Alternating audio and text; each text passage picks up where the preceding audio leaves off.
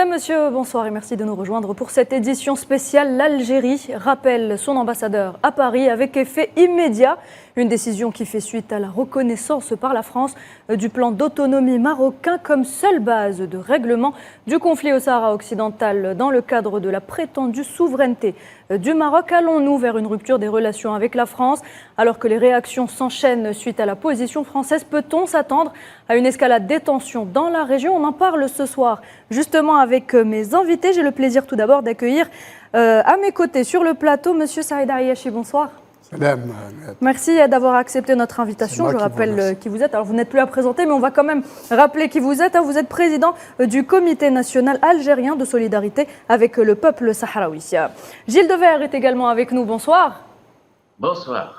Merci à vous également d'avoir accepté notre invitation. Vous êtes avocat au barreau de Lyon et défenseur des droits humains. Donc merci une fois de plus d'être avec nous. Est également avec nous Oubi Bouchraya Bachir, représentant du Front Polisario en Europe et auprès des organisations internationales. Bonsoir. Bonsoir. Merci à vous également d'avoir accepté notre invitation. Messieurs, avant d'entamer ce débat, retour donc sur cette décision prise par le gouvernement algérien, le retrait de Saïd Moussi, ambassadeur d'Algérie en France. Avec effet immédiat, l'Algérie dénonce un bafouement de la légalité internationale de la part de la France, qui se démarque de tous les efforts déployés par les Nations Unies à l'effet de parachever la décolonisation du Sahara occidental. Et s'abdique de ses responsabilités en tant que membre permanent du Conseil de sécurité. On y revient dans ce sujet. Signé Amel Ameziane Zitouni, on en parle juste après. Dans un communiqué du ministère des Affaires étrangères et de la communauté nationale à l'étranger, le gouvernement algérien a décidé le retrait de son ambassadeur auprès de la République française avec effet immédiat, et la représentation diplomatique algérienne en France est désormais du ressort d'un chargé d'affaires suite à la reconnaissance par la France du plan d'autonomie marocain comme, je cite, seule base de règlement du conflit du Sahara occidental dans le cadre de la prétendue souveraineté du Maroc. Le communiqué note que, je cite, le gouvernement français a fini par donner sa caution franche et catégorique au fait colonial imposé au Sahara occidental, ce pas qu'aucun autre gouvernement français avant lui n'avait cru devoir franchir. Le gouvernement actuel l'a fait avec beaucoup de légèreté et une grande désinvolture, sans en mesurer lucidement toutes les retombées potentielles. Et de préciser qu'en reconnaissant le plan d'autonomie marocain comme la seule base de règlement du conflit du Sahara occidental dans le cadre de la prétendue souveraineté du Maroc, le gouvernement français bafoue la légalité internationale, prend fait et cause pour la négation du droit du peuple sahraoui à l'autodétermination, se démarque de tous les efforts patients et persévérants déployés par les Nations Unies à l'effet de parachever la décolonisation du Sahara occidental et manifeste une abdication de responsabilité particulière qu'il doit assumer en toutes circonstances comme membre permanent du Conseil de sécurité. En conséquence, le gouvernement algérien a décidé le retrait de son ambassadeur auprès de la République française avec effet immédiat. La représentation diplomatique algérienne en France est désormais du ressort d'un chargé d'affaires, conclut le ministère algérien des Affaires étrangères. Saïd Ayachi, on commence ce débat avec vous. Cette décision était prévisible. Alger, on le rappelle, avait déjà fait part jeudi dernier de sa désapprobation, je cite, face à une décision inattendue de Paris sur cette question. Bien sûr. Le communiqué du ministère algérien des Affaires étrangères a abordé la question, j'allais dire, sous ses aspects les plus importants. Et ne nous trompons pas, il ne s'agit pas d'un coup de sang. C'est quelque chose qui a été mûrement réfléchi. Et la réaction algérienne est basée sur 2 points principaux. L'Algérie respecte le droit international, croit en le droit international, et le droit international, c'est le soubassement des relations internationales. Deuxième point, la France est membre permanent du Conseil de sécurité. À ce titre, elle a des droits, mais des devoirs de respecter, de faire respecter, d'appliquer, de promouvoir le droit international. Ce que n'ont pas les autres membres, disons, non permanents. Elle est investie de cette mission aux côtés des autres membres permanents. Et puis, donc, de ce côté-là, l'Algérie a le droit, à l'instar de certains d'autres pays qui vont le faire, de dire messieurs les Français, vous vous trompez, vous êtes en train de porter atteinte au droit international que nous revendiquons, nous, comme étant le soubassement des relations internationales. Donc, quelque part, vous nous portez atteinte.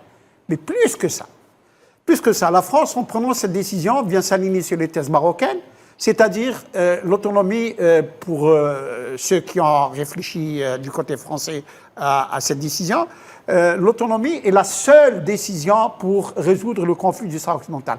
Or, cela est aussi une atteinte au droit international lorsqu'on sait que le problème sahraoui est le dossier le plus clair juridiquement du monde dans les cas de décolonisation. C'est un territoire déclaré, inscrit sur les tablettes de l'ONU comme territoire non autonome. 2, la résolution 1514 des Nations Unies dit que tous les peuples colonisés ont le droit à un référendum d'autodétermination. La messe est dite, tout est dit. Ça veut dire que nul ne peut venir spolier le peuple sahraoui de son droit à bénéficier d'un référendum. Libre après aux Sahraouis de décider ce qu'ils veulent faire. Cette histoire d'autonomie a été proposée en 2007 par le régime marocain.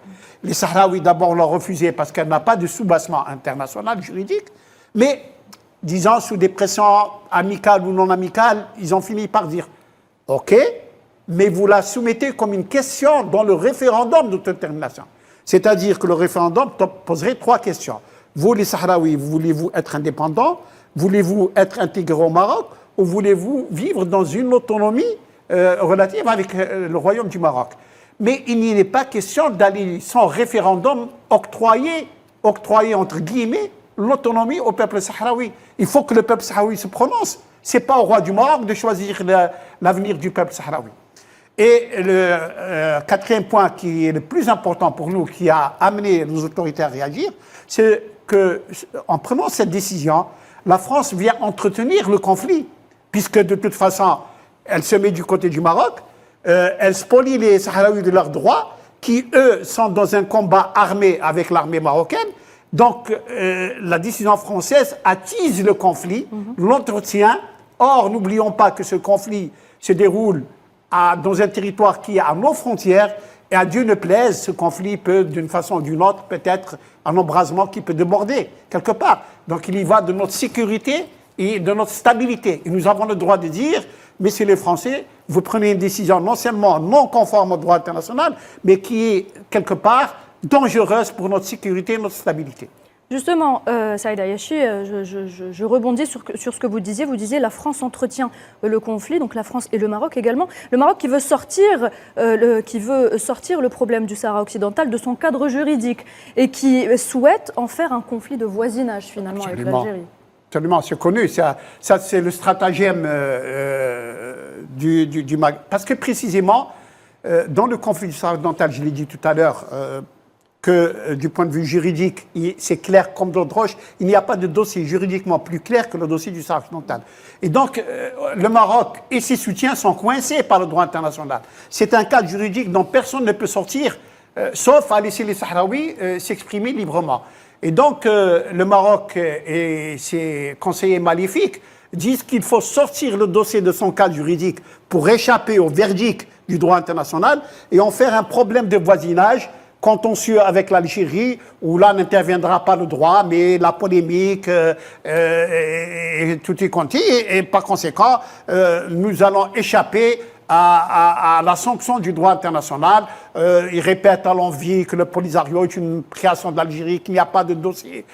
Sauf qu'il est inscrit. Il est inscrit au niveau de la 4e commission des Nations Unies, qui est la commission chargée des dossiers de décolonisation. Il est inscrit au niveau de l'Assemblée générale. C'est un dossier maintenant qui est entre les mains des Nations Unies, de la communauté internationale. Et à ce titre, nul ne peut aller l'extraire pour en dire ce n'est plus un dossier de la communauté internationale. Et nul ne peut dire c'est un dossier auquel ne s'applique pas le droit international.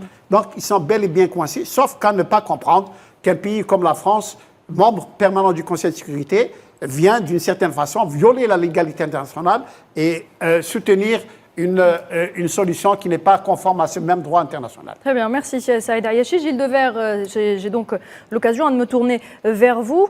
Saïd Ayachi vient de le dire, depuis longtemps, la France avait une position sournoise dans ce dossier, étant toujours un soutien du régime colonial marocain. Pourtant, elle a toujours dit vouloir donc respecter la légalité du droit international. Donc on entend parler de cette légalité du droit international lorsqu'il s'agit de certains dossiers, mais là, à ce niveau-là, c'est totalement autre chose. On peut parler de deux poids, deux mesures, Gilles Devers? On peut parler de deux poids, deux mesures avec quand même une grosse part d'improvisation et de calcul de politique interne. Il est tout à fait clair que, en tant que membre du Conseil permanent de sécurité, le Dr Ayachi vient de l'exprimer de manière parfaitement claire. La France, elle a tous les éléments d'information, elle connaît la région par cœur, elle a lu les décisions de la Cour internationale de justice, de la Cour africaine, de la Cour de justice de l'Union européenne, et elle sait très bien que c'est pas à un pays, à moi comme cela, de me mettre sur mon fauteuil à l'Élysée pour dire ah ben voilà une souveraineté que je reconnais ici et là, même si l'affirmation présidentielle reste marquée de cette ambiguïté, vu qu'il ne dit pas clairement il y a la souveraineté, il dit faudra bon mais comment tu la trouves la souveraineté, ça ne tient pas la route 2 minutes. Donc là il y a une grosse part d'improvisation et de mépris absolu du droit, d'autant plus que la Cour internationale de justice vient de se prononcer il y a 15 jours, le 19 juillet. Alors c'est la solution de la situation entre la Palestine et Israël, mais les motifs sont exactement les mêmes. Et je sais que dès le lendemain, les Sahraouis s'étaient félicités à juste titre, parce que il suffit de remplacer sur des parties essentielles du raisonnement le mot Palestine par Sahara et Maroc par Israël. Je suis désolé, mais c'est entièrement la même chose. Pourquoi? Parce que ce sont les principes qui commandent. C'est-à-dire qu'on n'est pas sur un jeu de volonté. La volonté, c'est quand le peuple pourra s'exprimer. Mais là, pour le moment, on est sur un plan de qu'est-ce que dit le droit? Le droit dit il y a un droit à l'autodétermination pour le peuple sahraoui. Voilà. Vous en êtes pas convaincu, monsieur le ministre, qu'on voit sur l'écran? Eh bien, lisez la mention du Sahara occidental sur la liste des territoires non autonomes, qui, de ce fait, d'après les textes même de l'ONU, devient distinct et séparé. Donc il y a l'administrateur qui était l'Espagne et qui a refilé la chose au Maroc sans aucune question de souveraineté de quoi que ce soit. La puissance occupante reste une puissance occupante et elle n'acquiert aucune souveraineté avec le fil du temps et elle peut mettre toute l'économie, le développement économique qu'elle veut. Elle a une seule chose à faire, c'est à rentrer ses personnels, à rentrer les gens qu'elle avait installés et elle part sans aucune indemnisation. Donc le droit a été complètement encore rappelé la semaine dernière. Voilà. Alors, ce point de vue français, évidemment, que la France a toujours été pro-Maroc, malgré ces déclarations, des fois un peu ambiguës, mais là, elle est en train de passer un cap. Alors, je pense qu'il y a d'autres intervenants sur le plateau qui pourront m'expliquer la situation du point de vue sahraoui, mais je voudrais aussi souligner quand même un mot de politique interne, parce que je pense que le calendrier parle. On est sur quel calendrier? C'est l'ouverture des Jeux Olympiques, tout le monde est devant la télé, et on peut plus rien faire en France parce que les Jeux Olympiques, pourquoi pas, le pays fait la fête, voilà.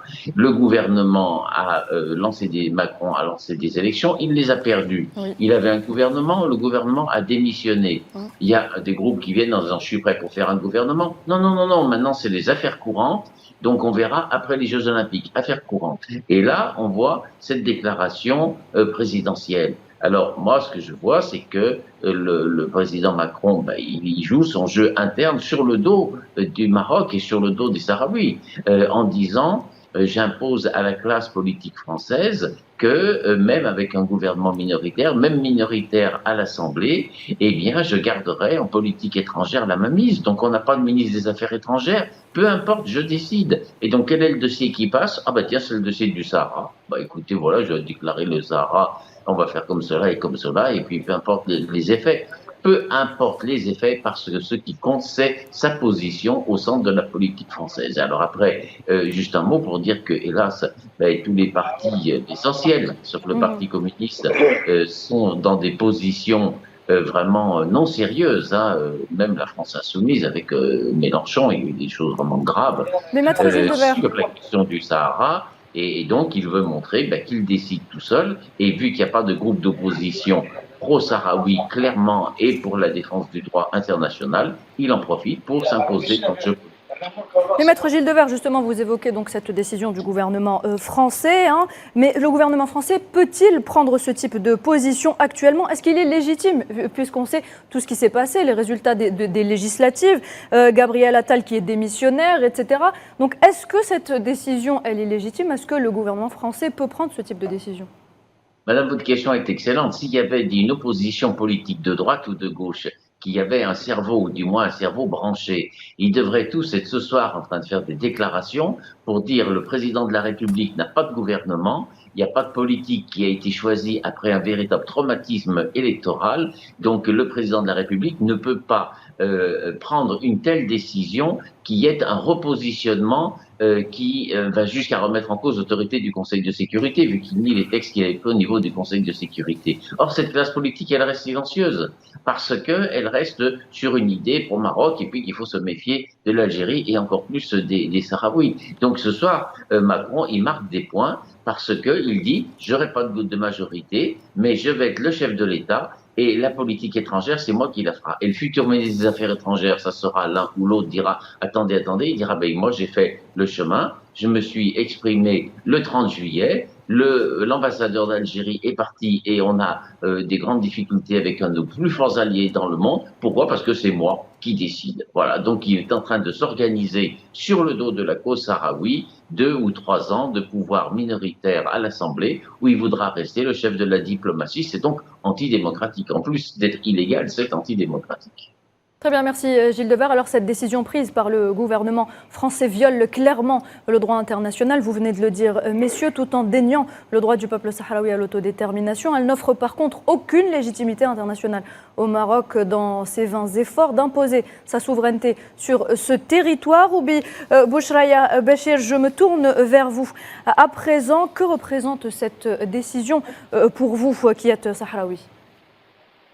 En fait, pour nous, c'est une décision à la fois dangereuse, mais aussi irresponsable. Elle est dangereuse dans la mesure où elle porte atteinte directe d'abord au droit international, surtout le droit à l'autodétermination. Se déclarer totalement en faveur de la proposition marocaine comme celle base pour résoudre un conflit de cette nature, qui est un conflit de colonisation, qui implique la possibilité ou même l'obligation de permettre aux Sahraouis de s'exprimer. Et donc, le plan d'autonomie, c'est une imposition aux Sahraouis au préalable de toute consultation de leur avis sur le destin sur leur destin et le statut définitif du territoire du Sahara occidental.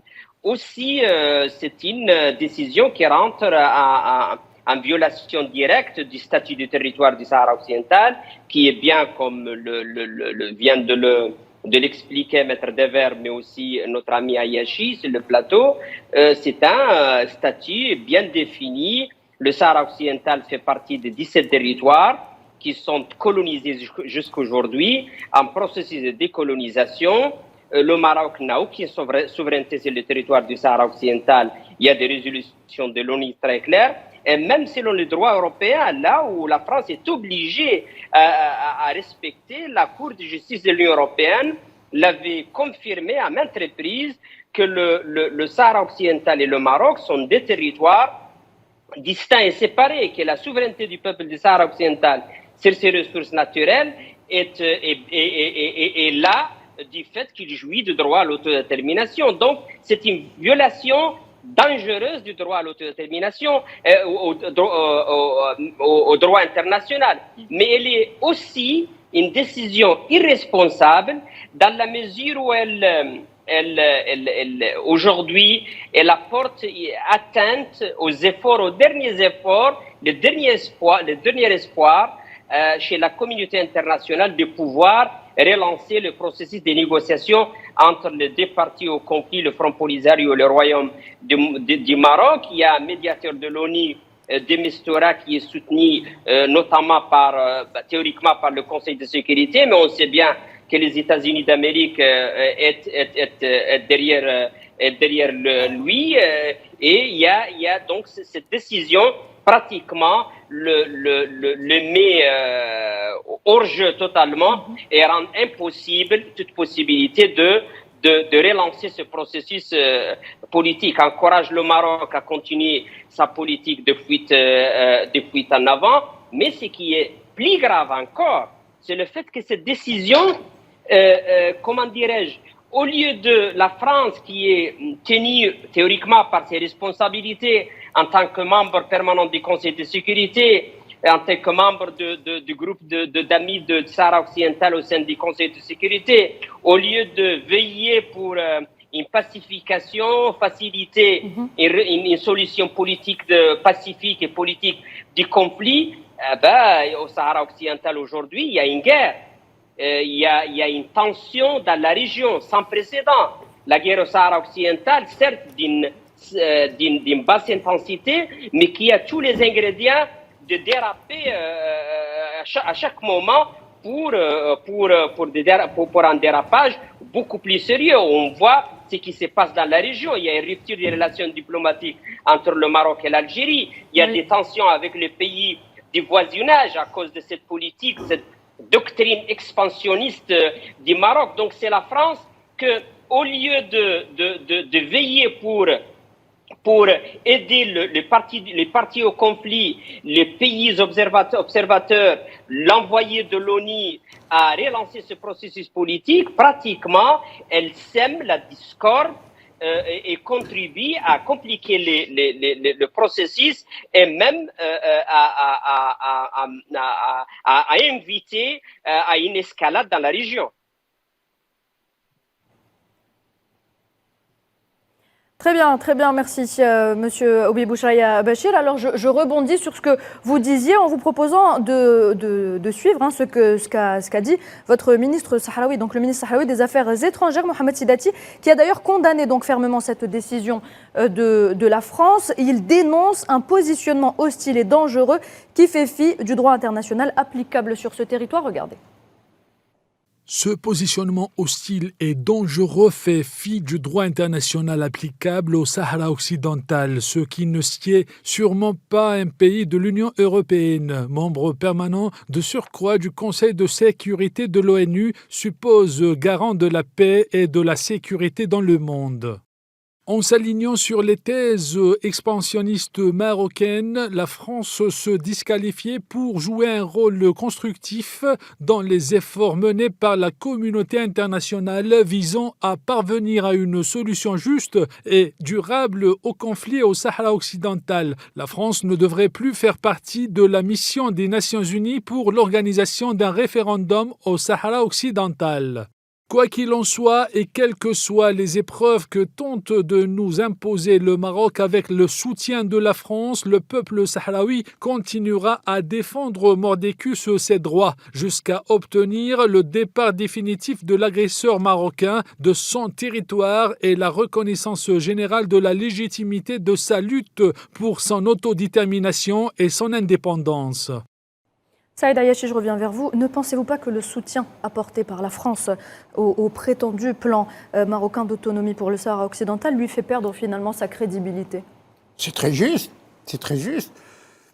En précisant tout de même que ce repositionnement de la France officielle dans le conflit du Sahara occidental était plus ou moins acté, mais de façon sournoise, souterraine, en catimini. Souvenez-vous que ce sont les avions Jaguar français qui ont bombardé les Sahraouis lorsqu'il y a eu l'invasion marocaine. Souvenez-vous que c'est la France qui s'est opposée à l'élargissement du mandat de la MINURSO en 2013 pour la défense et la protection des droits de l'homme et beaucoup d'autres choses. Entre autres, les deux dernières résolutions de 2021 et 2022 qui étaient totalement tendancieuses et contre-productives sur le plan de la recherche de la solution.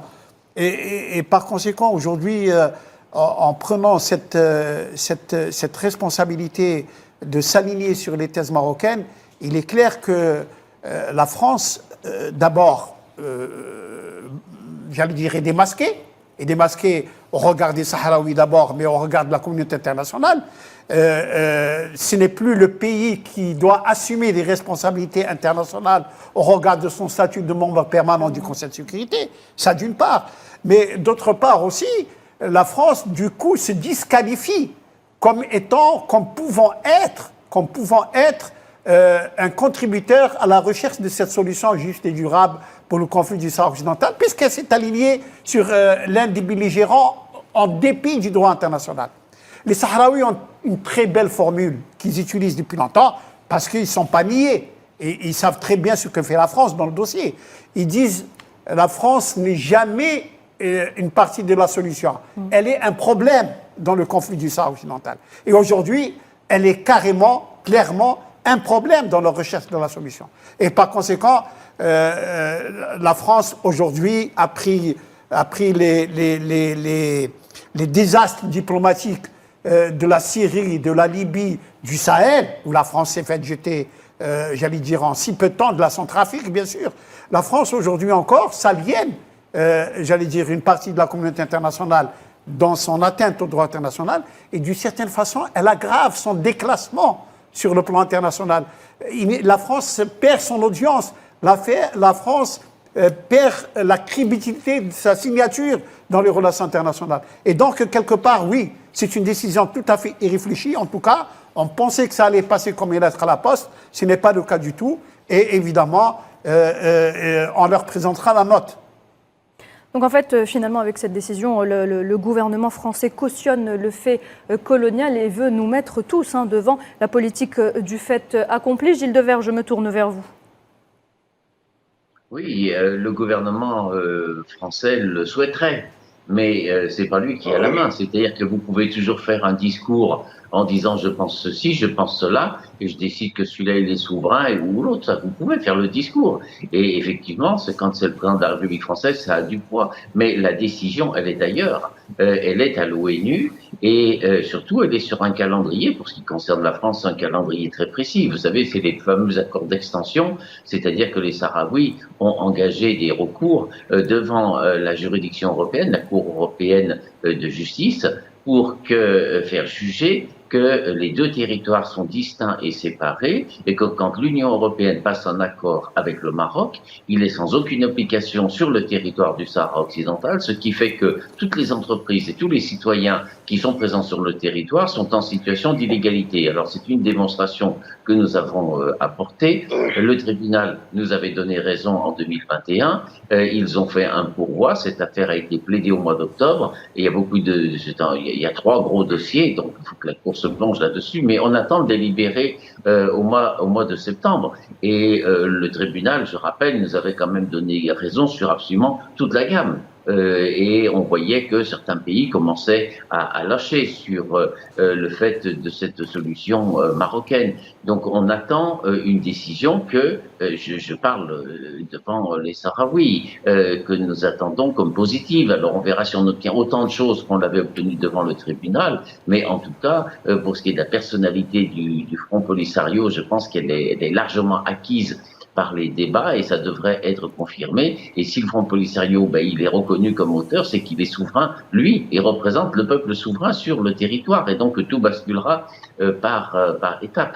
Donc moi je ferai même ici, parce que nous sommes très encouragés par la décision de la Cour internationale de justice de juillet, la Palestine, est très encouragée. Pourquoi? Parce que c'est quand même la plus haute juridiction dans le monde et elle fait une démonstration sur le droit de la décolonisation, sur l'absence de territoire, de conquête de territoire par la force armée, sur le fait qu'une occupation militaire dure aussi longtemps qu'elle veut, elle n'apporte rien, sur le fait que la seule chose à faire, c'est de mettre fin et de se retirer. Et donc on voit quoi?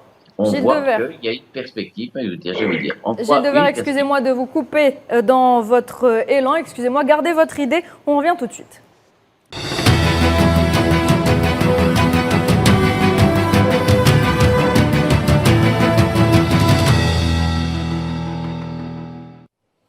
Rocadal 24 News, bienvenue à vous. Si vous venez de nous rejoindre, c'est une édition spéciale consacrée donc à cette décision prise par l'Algérie qui décide de rappeler son ambassadeur à Paris avec effet immédiat. On revient justement sur cette décision dans ce sujet signé Hamid Mechri.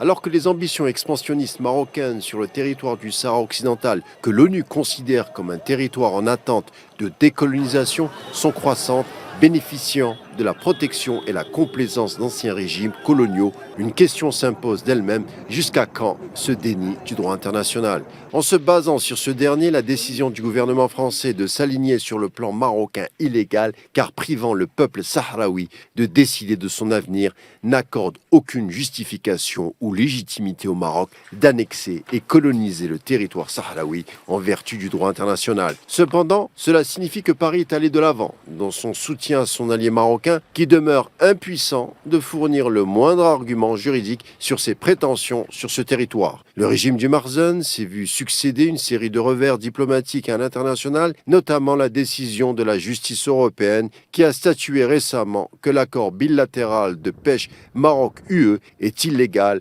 car impliquant les eaux territoriales sahraouies.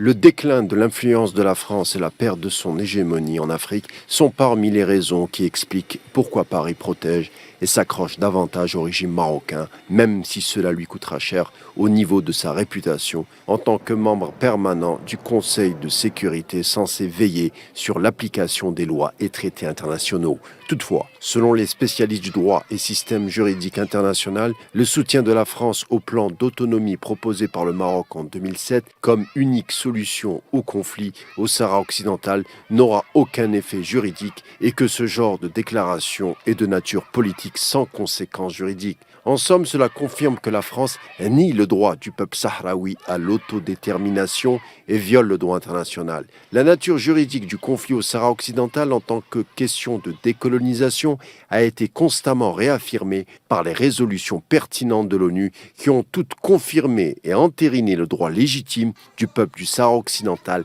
à l'autodétermination. Le Sahara occidental reste un territoire en attente de décolonisation, quelle que soit la volonté ou l'intention des autres États. Ni la France, ni un autre pays ne peut conclure d'accord qui viole le droit international, car il pourrait alors être poursuivi devant des cours pour avoir engagé sa responsabilité internationale. Oubi Bouchraya Bachir, je me tourne vers vous à présent. On vient de le voir dans ce sujet. Donc Paris s'accroche à soutenir ce plan comme unique solution. Pourquoi, selon vous, pourquoi est-ce qu'elle nie le droit du peuple sahraoui à l'autodétermination et viole par là même le droit international? Je crois que personne ne comprend aujourd'hui le pourquoi derrière cette décision surprenante du gouvernement français. Mais je crois que l'hostilité de la France envers le peuple du Sahara occidental est là depuis même les années 50 et les années 60 et qui a même mené l'armée française à intervenir militairement contre l'armée de libération du peuple du Sahara occidental. Mais aujourd'hui, ce soutien au plan d'autonomie du Maroc dans le cadre de la prétendue souveraineté du Maroc sur le Sahara occidental, peut-être c'est le résultat d'un marchandage exactement à la même manière de celle de Trump entre le Maroc et Paris après de turbulences dans les relations bilatérales entre le Maroc et la France depuis 3 ans maintenant, suite aux écoutes du téléphone du président français par le biais de ce malware Pegasus qui est largement utilisé par le Maroc. Je crois que peut-être la motivation derrière, c'est le marchandage pour revenir à la normalité entre les deux pays. Le prix à payer par Paris, c'était de franchir ce seuil et reconnaître la prétendue souveraineté du Maroc sur le Sahara occidental. Mais ça, Paris aurait vraiment dû apprendre de l'expérience le précédent Trump, qui est là depuis 2020, qui n'a changé en rien ni le statut du territoire, ni la légalité du combat du peuple du Sahara occidental. Le même chemin a été entrepris par Sanchez en 2022 et qui a pratiquement qui n'a eu aucun impact sur le statut du territoire ni la légalité de notre combat. Maintenant, c'est Macron et je crois que le plan d'autonomie soutenu par le Maroc, en plus du fait qu'il viole le droit international, le droit à l'autodétermination, mais c'est juste une manœuvre pour le Maroc de gagner un peu plus de temps, exactement à la manière de toutes les puissances coloniales, et même la France elle-même, avec le plan qui est présenté pour l'Algérie, et qu'on a des précédents dans l'histoire. Par exemple, le précédent de l'Éthiopie et l'Érythrée, là où il y a un plan d'autonomie imposé pour régler le conflit entre l'Érythrée et l'Éthiopie, qui a mené seulement à une guerre atroce, civile, et qui finalement n'a pas pu empêcher le fait de l'indépendance de l'Érythrée. Donc, on reporte une obligation historique, celle de l'indépendance et la liberté des peuples. Mais là, le danger de cette position maintenant, c'est le timing, c'est le contexte, c'est le fait qu'aujourd'hui, la région est touchée par une instabilité sans précédent à cause de ces ambitions expansionnistes du Maroc qui vont au-delà, bien sûr, du Sahara occidental vers l'ensemble des pays voisins. Et donc, que la France décide de cette manière, vraiment, c'est un acte à la fois dangereux, mais aussi irresponsable. Très bien. Gilles Devers, je reviens vers vous à présent. Alors, on le rappelle, l'Algérie a depuis toujours été en faveur de la défense des causes justes. L'Algérie souhaite la décolonisation du Sahara occidental en consécration du droit international, la Charte des Nations Unies et l'Union africaine, pour que le peuple sahraoui puisse enfin jouir pleinement de son droit inaliénable à l'autodétermination. Gilles Devers, doit-on s'attendre à un refroidissement des relations entre l'Algérie et la France? Peut-on directement parler de crise diplomatique entre les deux pays? Les diplomates seront mieux placés que moi pour répondre. Moi, ce que je me pose comme question, c'est le sérieux de la position française. Voilà. C'est-à-dire, est-ce qu'il y a vraiment un revirement de doctrine ou est-ce qu'on n'est pas dans l'opportunité?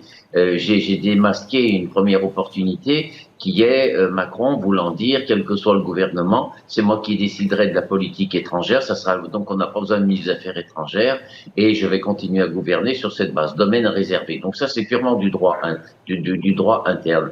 Le deuxième, c'est qu'ils s'attendent, parce qu'ils ne sont pas idiots, à perdre devant la Cour de justice pour le mois de septembre ou le mois d'octobre, et ils préparent déjà, à mon avis, une attitude qui est de dire au Maroc, on est vraiment devenu ton ami, on a fait le maximum de tout ce qu'on pouvait, on a encore pris position pour le plan d'autonomie, mais là, c'est la justice qui a tranché. Voilà. Donc, en gros, l'Europe deviendrait l'épouvantail et puis la France prendrait une position de gentil. Donc, parce qu'on avait vu il y a quelques mois une déclaration déjà de Le Maire, le ministre de l'économie, qui acceptait de financer par un organisme public les grandes lignes électriques qui va être la ligne de la colonisation, alors que jamais ils ont fait des choses comme cela, et qu'ils disent on va faire, mais ils le font pas non plus. Voilà. Donc, moi, je pense que fondamentalement, la France reste a une préférence avec les options marocaines et puis n'a jamais tourné la page permettant d'écrire une relation franche avec l'Algérie, comme d'ailleurs avec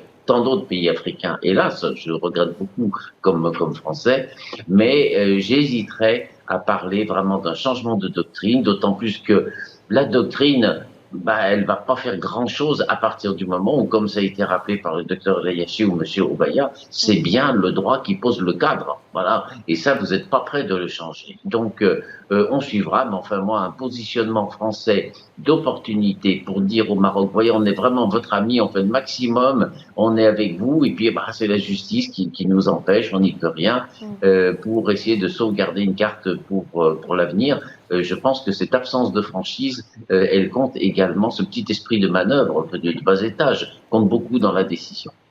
Très bien, merci. Saïd Ariachi, je reviens vers vous. Est-ce que vous pensez que cette prise de position du gouvernement français pourrait être liée au soutien inconditionnel de l'Algérie à la cause palestinienne? Et ce serait donc, si on veut, toute cette action diplomatique menée par l'Algérie au Conseil de sécurité qui aurait donc causé ça? Cela ne fait aucun doute. Cela n'a aucun fait de doute. La décision française, en fait, D'une part, c'est un soutien clair et franc à la position marocaine dans le dossier du Sahara occidental, et on l'a vu, on l'a assez développé comme étant une atteinte au droit international caractérisé, mais c'est aussi une agression contre l'Algérie, agression entre guillemets ou sans guillemets. L'Algérie est bien ciblée, les acteurs sont connus et les objectifs sont connus. Les acteurs, c'est bien entendu le régime marocain d'abord, mais aussi le lobby sioniste, le lobby de l'extrême droite française, toujours malade du syndrome du paradis perdu, les nostalgiques de l'Algérie française. Il y a bien sûr aussi une partie de la classe politique française, malheureusement, y compris certaines franges du Parti socialiste. On peut aussi parler de lobby, Saïd Ayachi, notamment le lobby sioniste, celui de Marzanou, d'extrême droite. Et le lobby anti-algérien qui existe au sein de la classe politique française. Tout ça pour quel objectif? D'abord, diaboliser l'Algérie et essayer de l'isoler. Ce pays qui ne veut pas mettre un genou à terre, ce pays qui ne veut pas plier les chines, ce pays qui ne veut pas rentrer dans le rang, ce pays qui a une diplomatie qui, avec panache, continue de défendre encore les peuples opprimés, y compris au sein du Conseil de sécurité. Et puis, il y a cet objectif assumé aussi par ces acteurs dont j'ai parlé. Il ne faut jamais qu'il y ait de bonnes relations entre la France et l'Algérie. Il faut absolument les saboter à chaque instant. Et ceci explique le timing. Le timing aujourd'hui, ces acteurs dont j'ai parlé, le lobby sioniste, le régime marocain, l'extrême droite française, ont réussi à tordre le bras au président Macron pour lui dire c'est une décision qu'il faut prendre maintenant et pas... il en a même fait un cadeau de la fête du trône pour le roi, avec une dithyrambe extraordinaire dans le texte de sa lettre. Et cela, évidemment, se fait au détriment des relations algéro-françaises qui, pour certains, pensent que c'est vital pour l'Algérie. En fait, les dirigeants algériens savent bien mesurer les choses et ont pris les décisions qu'il faut, avec peut-être d'autres qui doivent arriver comme décision. Mais Saïd Ayachi, pourquoi toujours cette attaque envers l'Algérie? Pourquoi toujours cibler l'Algérie, impliquer l'Algérie? Mais parce que l'Algérie, d'ailleurs, j'allais dire, c'est notre ADN hérité de la Révolution. Nous avons des principes, nous sommes contre toute forme de colonisation ou de tout. Ce qui nous importe, c'est ça. Nous sommes un pays qui assume, j'allais dire, les principes de sa diplomatie. Ça a été rappelé par mon ami Sid Bachir. On intervient dans les conflits en prenant le dialogue inclusif de toutes les parties. On est contre les interventions aéroportées. On est pour le respect du droit international. Finalement, on est une puissance d'équilibre, l'Algérie. Quelque part. Et puis, on dit la vérité du droit international. Ça dérange absolument. Mais ce qu'on a demandé, on n'a pas demandé l'indépendance pour les Sahraouis, qui eux-mêmes, on leur a demandé qu'ils nous organisent un référendum de détermination. Faut-il rappeler, Madame Nouhed, faut-il rappeler que nous, après une guerre de 7 ans et demi, une guerre atroce qui nous a été faite en laissant 1,5 million de martyrs, De Gaulle, pour trouver une pirouette pour sauver la face, nous a supplié pour qu'on accepte un référendum d'autodétermination, qui a posé problème au sein de la direction de la Révolution, parce que certains refusaient de jouer le sort du peuple par un bulletin de vote. Et finalement, ceux qui étaient les plus sages ont dit qu'on peut faire confiance en notre peuple et qu'on fait le droit l'autodétermination, le référendum, parce que c'est conforme à la légalité internationale. Et c'est très important.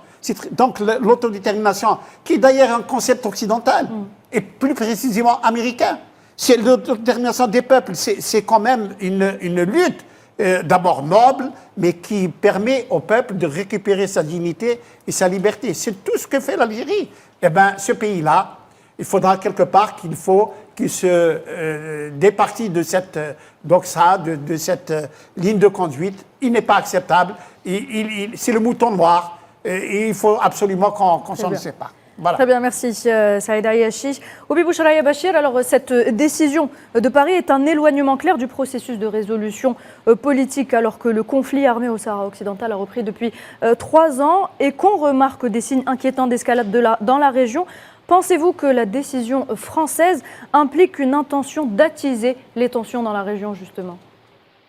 Tout à fait. Je crois que, vu les contextes actuels, vu le blocage au niveau de l'ONU, mais surtout la reprise des hostilités entre les deux parties depuis novembre 2020 jusqu'aujourd'hui, cette décision, malheureusement, aura des retombées très négatives sur l'ensemble des choses au niveau des règlements politiques, mais aussi la stabilité et la sécurité régionale. On voit aussi sur le timing le fait que peut-être la France commence à redéfinir comment dirais-je, ses alliances sur la base de cette perte de la majorité, quasi-majorité des pays de l'Afrique occidentale dans son espace dans le Sahel. Et il s'accroche au Maroc comme le seul endroit d'exclusivité, peut-être d'influence française, pour essayer un peu de rebondir après. Mais je crois que ça, c'est exactement le même réflexe coloniaux que la France maintient toujours et qui essaye toujours de les reproduire à chaque moment là où il y a une possibilité vraiment de que la région prenne son destin en main. Donc c'est vraiment une décision, je disais, dangereuse et irresponsable. Et vraiment, tout le monde se pose la question. D'abord, le pourquoi et le pourquoi exactement maintenant. Et quand on voit, ça c'est clair, quand on voit le degré de tension et de polarisation au niveau de la région, à cause bien sûr des ambitions expansionnistes du Maroc, ce qui se passe entre le Maroc et l'Algérie, ce qui se passe même qu'on voit aujourd'hui même entre la Mauritanie et le Maroc, et les discours et les contre-discours, les messages et les contre-messages dans les médias marocains contre la Mauritanie, l'agression au peuple du Sahara occidental. Donc c'est la France qui mise exclusivement sur le Maroc et réduit sa vision seulement autour de Rabat et autour du Maroc. Et je crois que c'est la France qui va perdre dans ce pari. Et nous croyons que la France avait l'obligation d'avoir une vision beaucoup plus large et avoir aussi une prise de conscience de la complexité d'abord, mais aussi de l'instabilité qu'on voit et la tension qu'on voit dans la région. Je disais que ça, c'était une région qui n'est pas à quelques milliers de kilomètres de l'Europe. Ça, c'est l'autre rive de la Méditerranée. Et la France a une responsabilité pour veiller sur la sécurité de cette région. Le conflit du Sahara occidental est bien sûr le problème majeur aujourd'hui en Afrique du Nord, mais il est à la fois aussi la solution vis-à-vis du futur de cette région. Très bien. Gilles Devers, alors à qui profite le crime finalement? Peut-on parler d'une alliance coloniale entre l'entité sioniste, le Maroc et la France? Je crois que chacun peut l'avoir et ça puise dans l'histoire profonde. Vous savez, la France, elle arrive en Guadeloupe en 1685, elle arrive à Alger en 1830, elle arrive en Nouvelle-Calédonie quelques années plus tard, et on retrouve les mêmes conceptions, le même colonialisme, la même manière de vouloir penser à la place des autres, de dire ce qui est bon pour les autres, l'incapacité de comprendre que celui qui est en face de vous, c'est une autre personnalité qui est absolument égale et qu'il faut prendre son point de vue non pas pour renforcer le vôtre ou pour le travailler, mais parce que c'est un fait. Donc il y a une vieille carne colonialiste qui marque la politique française et les Français n'arrivent pas à en tourner la page. On voit toutes les festivités qu'il y a là ces jours-ci sur Versailles et le château, mais est-ce qu'on pose, c'est très bien d'avoir le château de Versailles, mais est-ce qu'on pose la question de rendre hommage à tous ceux qui sont morts, c'est-à-dire les esclaves qui ont financé le château de Versailles par les trafics de tout ce qui faisait la richesse de l'époque, et commencer par le sucre. Donc la France s'est fait une richesse, s'est fait une place dans le monde par l'impérialisme. C'est pas le seul. Bon, mais il y a on voit apparaître sur des situations comme celle-là, comme sur d'autres prises de position, une incapacité complète à comprendre que le peuple, maintenant, ce sont des peuples égaux. Il y a un moment où vous pouviez tout diriger, c'était la guerre froide, donc il y avait votre camp, fallait choisir. Ensuite, il y en avait qu'un seul qui dirigeait tout. Voilà, maintenant, on est dans le multilatéralisme et il est en train de se refonder. Et les gens, ça discute. Et on voit que vous prenez votre point de vue sur la Palestine, vous prenez votre point de vue sur l'Ukraine. Ok, vous êtes les Occidentaux, ben ça nous intéresse pas. On voit ça tous les jours. Et on est gavé, mais gavé par cette question du double standard absolument insupportable, où il y a eu hier 300 morts à Gaza découverts avec des tombes qui ont été ouvertes et des cadavres qui ont été sortis par dizaines. Et donc ça ne fait pas une ligne pour la classe politique française ou pour la presse dominante en France. Et bien qu'ensuite le moindre événement dans d'autres pays prend une proportion terrible. Donc oui ou non, moi je pose la question. C'est vrai que la politique c'est compliqué, mais au bout d'un moment, est-ce que tous les hommes et les femmes sont égaux, oui ou non? Donc, vous avez un peuple sahraoui, il vaut autant que le peuple français. Voilà, c'est pas plus compliqué. Et il y a un peuple algérien, il vaut autant que le peuple marocain. Et chacun doit respecter et défendre ses propres intérêts à partir de ses frontières. Mais quand je me décide, moi, pourquoi? Parce que j'ai un passé et un petit trésor d'argent d'imposer mes vues ailleurs, c'est une perte et ce sont des risques pour la paix, pour la stabilité et je dirais même, là je parle comme français, mais c'est un risque évident de recul de la France qui perd toute audience, qui perd toute compréhension. Comment voulez-vous vous traiter des dossiers de ce type-là si vous n'êtes pas capable de poser un principe qui est le principe de souveraineté, de ne pas poser un principe qui est le principe d'autodétermination. Donc, c'est quoi? C'est la déclaration d'un président de la République ou c'est un plateau télé? C'est une véritable question. Saïd Ayachi, je vous vois acquiescer depuis tout à l'heure. Vous rejoignez les propos de Gilles Devers. Oui, faut-il rappeler que de tous les empires coloniaux, je citerai la Grande-Bretagne, l'Espagne, le Portugal, la Hollande, l'Allemagne accessoirement, oui. De tous ces empires coloniaux, la France est le seul pays qui ne reconnaît pas le fait colonial, qui le sublime, qui le magnifie, qui dit encore que la colonisation est un acte civilisationnel. Et donc, sa politique extérieure, c'est-à-dire l'action extérieure de la France, reste traversée par ces facteurs coloniaux. Et par conséquent, elle va tout go supporter toutes les entreprises coloniales, le Maroc au Sahara occidental, Israël en truc, parce qu'il s'agit de terre. Ce que fait le Maroc, c'est un accaparement de terre pour élargir l'étendue de son royaume. Ce que fait Israël en Palestine, c'est récupérer la terre de Gaza, c'est coloniser la Cisjordanie, c'est s'agrandir. L'un comme l'autre en cette chimère expansionniste, l'un le Grand Maroc et l'autre le Grand Israël. Et donc vous voyez que la France vient en appui, en soutien à des politiques colonialistes. Donc elle ne se renie pas. La France reste colonialiste. Et si la France reste colonialiste, il y a un pays qui a bouté hors de chez lui la France, c'est l'Algérie. Oui. Et donc il y a une haine contre l'Algérie. Il y a dans la classe politique française des gens qui n'ont pas encore avalé l'indépendance de l'Algérie et qui nous disputent l'indépendance de la décision politique. Or, messieurs les Français, vous portez atteinte au droit international. Vous voulez alimenter un conflit qui est en frontière. Est-ce qu'on doit vous applaudir? On ne va pas vous applaudir. On va vous dire vous faites mal. Et première mesure, on retire nos ambassadeurs. Réfléchissez à ce que vous faites et on verra ce qui adviendra par la suite. Merci Saïd Ayachi. Merci pour cette intervention. Merci à vous également, Gilles Devers et Oubi Boucharaya Bachir, d'avoir été avec nous ce soir. Madame, monsieur, merci de nous avoir prêté attention. Très bonne soirée.